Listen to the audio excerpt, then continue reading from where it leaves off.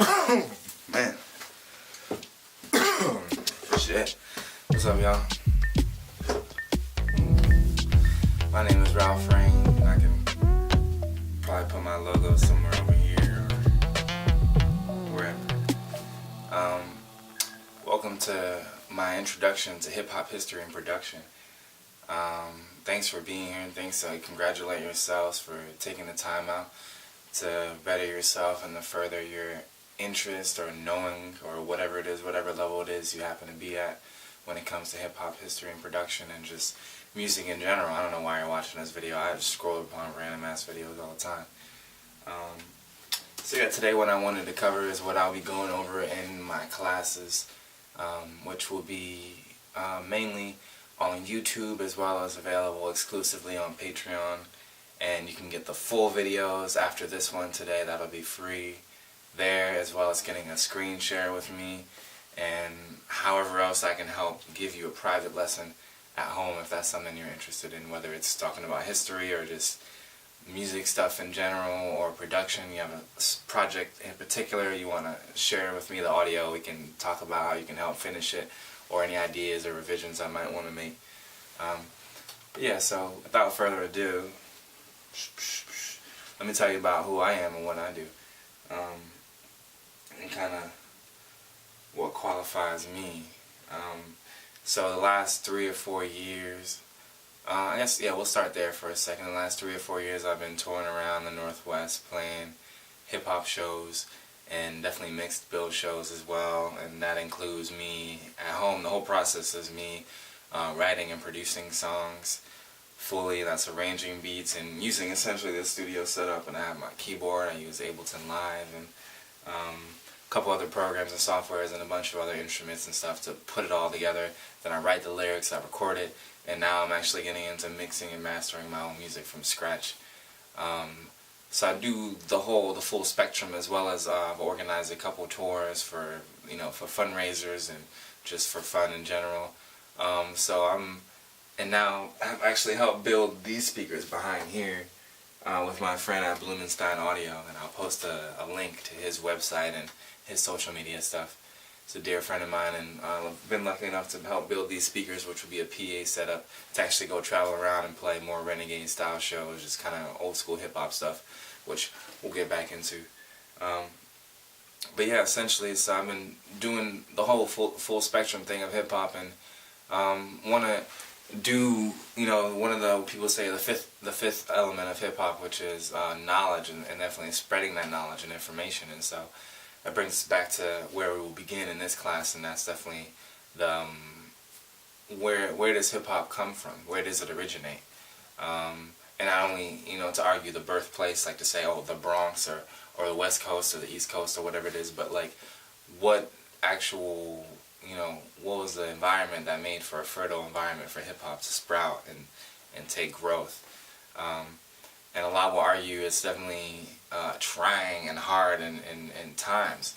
And if you look at before, you don't even have to go back into like slavery times and in the early times of African Americans in America or in this land, or even impoverished people in general in the ghettos in this land. But if you go back to the Bronx, and you look at it, and there's countless cases of landlords burning down buildings, and the city becoming corrupt, especially in the Bronx and South Bronx, and then eventually like transit prices going up, and just all types of stuff, to the point where they even needed a special a special committee to run and see how the money is being spent after debt was taken, I think, from like 2.2 to 7.4 million in a matter of 5 to 6 years in the late 70s. And so we go to the Bronx, really. And so what sprouts this kind of environment? You have a lot of environments, and it seems partially bad, but it also allows for people to have shows and parties impromptu. And so there was a lot less security, a lot less police around, a lot less security on train yards. So you have people going in and doing graffiti and doing this. And so there's also a lot of joy, and there's a lot of pain, and there's a full balance of that spectrum. And so we'll get into more of that, and the importance of the balance, and how, just like if you're eating a meal, you want the whole thing. You can't just have the dessert before the dinner. You need to have the hearty part before you have the sweet part, to make it whole and to really understand it and for it to be palatable. And so early on, it was a lot of rebellion and just organization to, you know, how do we get a voice? What do we do as people impoverished in this community? And telling us that we're dumb, we're ignorant, you know, and the Black Panther thing is happening and moving up, and taking here all this people have all this energy, all this movement, all this, you know, culture that's just dying to come out. And so that's definitely essentially where hip-hop comes from, is that needing a voice. It's that being in my basement, like where I am right now, and I'm like, okay, I don't have classical training in this or that, or the parents, or the money, or the experience, or the know-how, or just the exposure to classical training of instruments, but I do have some records, and I do have some speakers, and I do have some friends who are poetic, or who do this, or who want to dance, or who want to express themselves in this way. And so it's like, all right, what can we do to make it our own? And that's the whole thing of hip hop, you know. And that's why it is the most eclectic genre in the world, and I can say that confidently. And I'm a big fan of electronic music and bass music, but you can't argue that bass music and a lot of psychedelic bass music isn't hugely inspired by hip hop, especially when it comes to the drums and the scratching in general, etc., etc., etc. So it's like, it goes hand in hand. There's definitely a lot now. I'm inspired by bass music, but definitely hip hop to me is the most eclectic genre in the world, because it takes from and is able to take from any genre of music, and you twist it up and rearrange it and make it your own. And so to tie it back together, it's like, yeah, now that people are like, okay, I do have a voice and a way to make music that sounds good, and I can then put my own voice on it. And that the progression of that wasn't overnight, and it wasn't as instant as just being like, okay, let's throw this together and make some beats. To me, or to you right now, it seems like that quick and that obvious of a thing. But really, when it comes down to it, it was a natural progression, and that led to eventually the realization that, oh, we're making songs. These are songs, and this can be what's called music. And so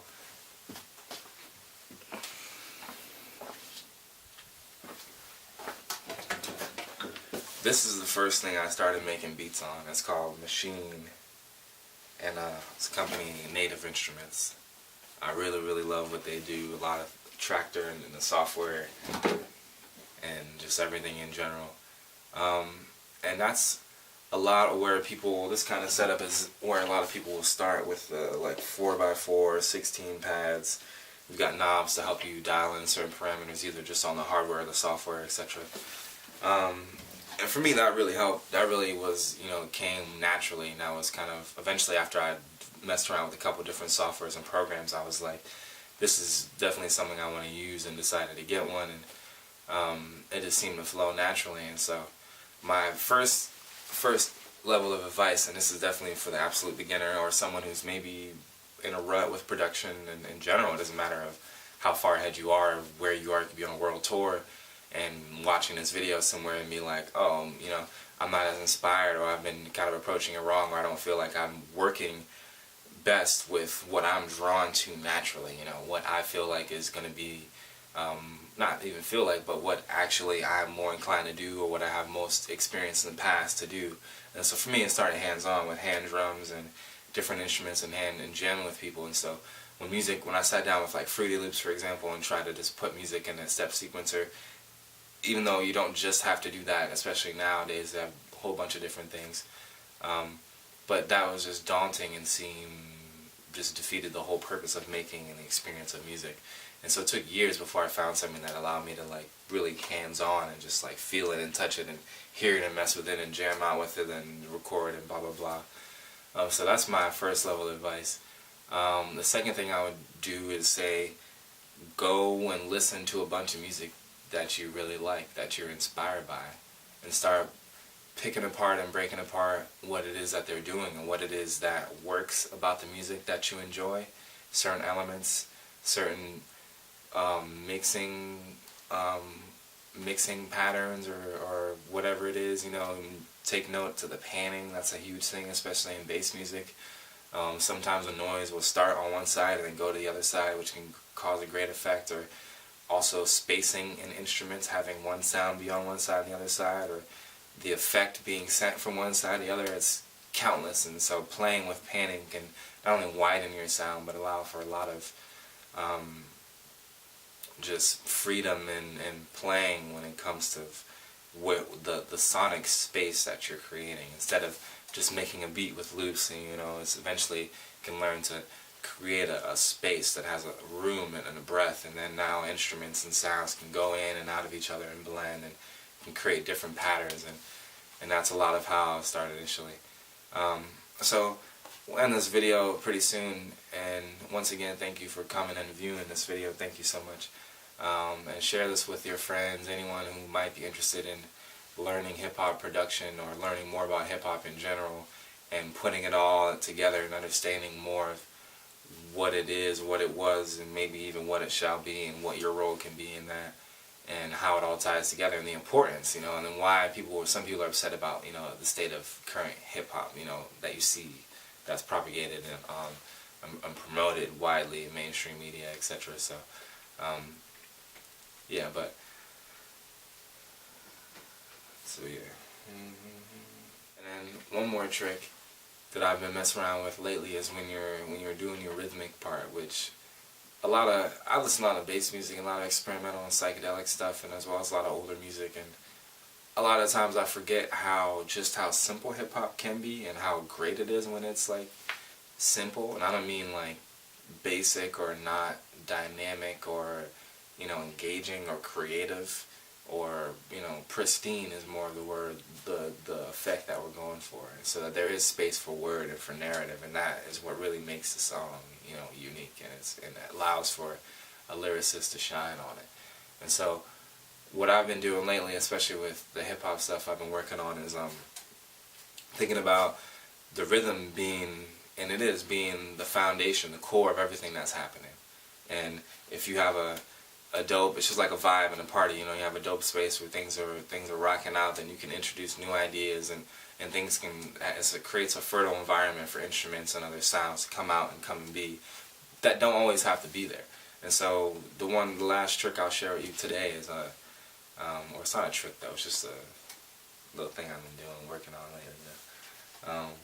But I'll take like drum breaks that I've either made in other sessions, or that I've found online, or whatever, popular breaks, whatever it is, which is a good thing to do, and I'll talk more about that lately, or later. But then I'll combine them, so overlap 2, 3, 4 different drum parts, then listen to them a lot of times, 2 at a time, 3 at a time, 4 at a time, which can kind of be crazy.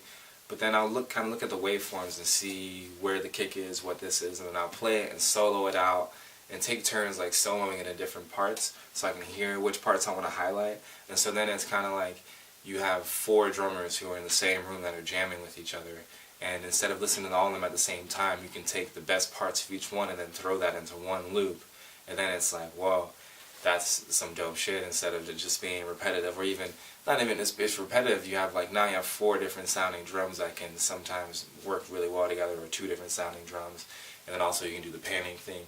And then so from right there you have like really, really nice sounding drums that are dynamic, that are doing a lot, that you can rearrange however you want to tell a story throughout the beat, and you can highlight just one part for the intro and find the hi-hats or whatever it is. And then so it gives you a real nice foundation that inspires, that's pretty open and inspires a lot for you to work from. So yeah, once again, my name is Ralph Ray, and I'll have the logo somewhere around here, maybe with a little rainbow sparkle over it or something like that. I don't know if we got those tricks yet, but we're working on it. Yeah, thanks for tuning in, y'all. I'll have to edit in some fade out music and thank you, some like bong rip hits.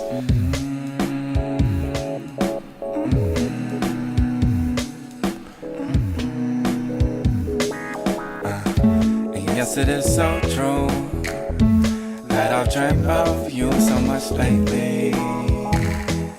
You lately. And if dreams come true, yeah, if they'd come true, you'd take me. Take me. Take me.